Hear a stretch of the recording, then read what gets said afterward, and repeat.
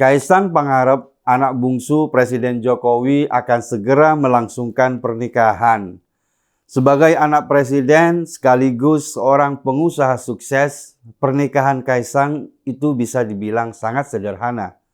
Kaisang menyebutkan mas kawinnya hanya Rp300.000. Akad nikah dilangsungkan di Loji Gandrung, rumah dinas Wali Kota Solo, Gibran, yang merupakan kakak Kaisang. Pernikahan itu sendiri mengundang banyak orang, termasuk orang-orang yang selama ini sering mengkritik Jokowi seperti Rocky Gerung dan Rizal Ramli. Kabarnya Surya Paloh bakal tidak hadir. Alasannya dia sedang berobat ke Jerman sampai Januari nanti. Hubungan Paloh dengan Jokowi memang sedikit renggang, tapi alasan Paloh cukup masuk akal. Apalagi Paloh menyatakan telah mengirim surat ke Jokowi. Pernikahan Kaisang menjadi pernikahan yang ketiga anaknya di masa Jokowi menjabat sebagai presiden. Jika membandingkan pernikahan anak Jokowi dan anak SBY, bedanya jauh sekali. Dua anak SBY menikah di istana. Satu di Istana Cipanas, Cianjur, yang satu lagi di Istana Bogor. Acara pernikahan juga sangat mewah. Anak-anak SBY menikah dengan menggunakan fasilitas negara. Anak-anak SBY memang dikenal sebagai anak yang hidup berkecukupan, bahkan mungkin cenderung hedon.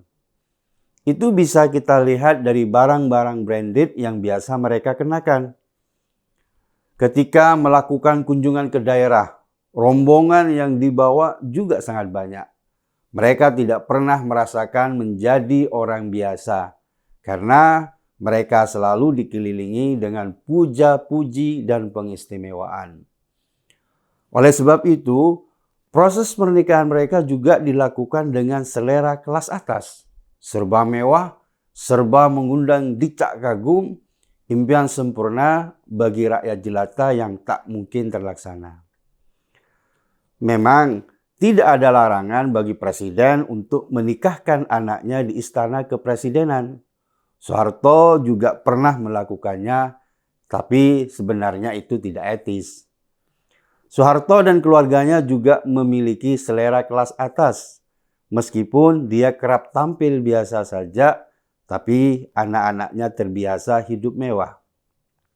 Maka tidak heran jika Soeharto juga memiliki standar kelas tinggi dalam menikahkan anak-anaknya. Hal yang sama kemudian diikuti oleh SBY.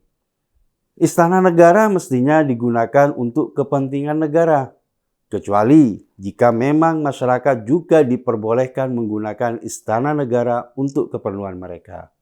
Misalnya, lokasi akad nikah Kaisang dan Erina.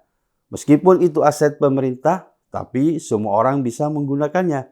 Tidak ada yang diistimewakan. Loji Gandrung yang dijadikan lokasi akad nikah Kaisang juga dibuka untuk umum.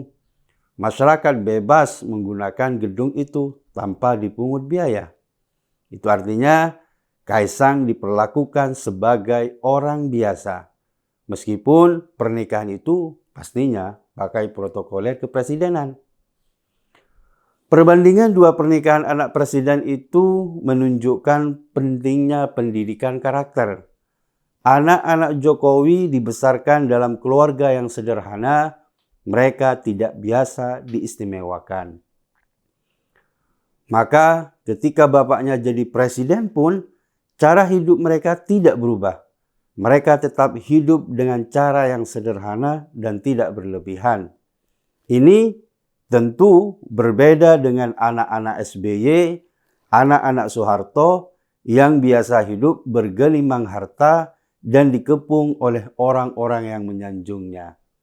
Kebiasaan hidup mewah membuat seseorang berjarak dengan masyarakat.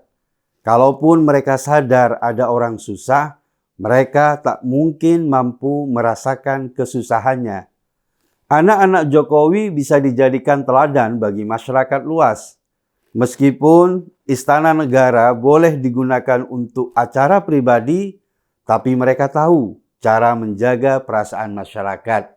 Karena selama ini mereka diajarkan tidak berjarak dengan rakyat. Melihat apa yang dilihat rakyat, merasakan apa yang dirasakan oleh rakyat.